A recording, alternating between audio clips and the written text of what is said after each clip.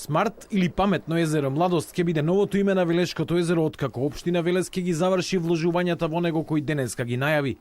Еко камп со 7 типизирани куќички, авантура парк за деца, осветлена пешачка и патека за велосипеди, дигитален паркинг, смарт велосипеди и клупи се само дел од новата туристичка атракција.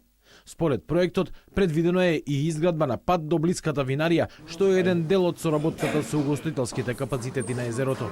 Ова е огромна шанса Велес да прерасне во значајна транзитна туристичка дестинација не само во Македонија, туку и пошироко во регионот и да го искористи потенцијалот на езерото, крај кое годишно поминуваат над 2 милиони туристи.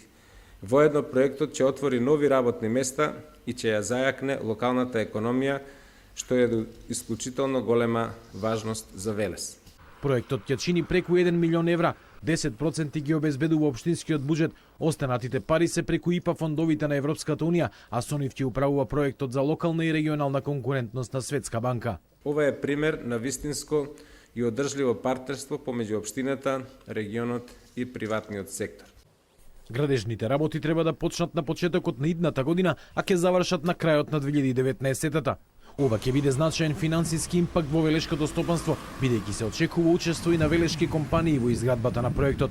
Откако ќе се заврши, Младост ќе стане првото смарт, односно паметно езеро во земјава.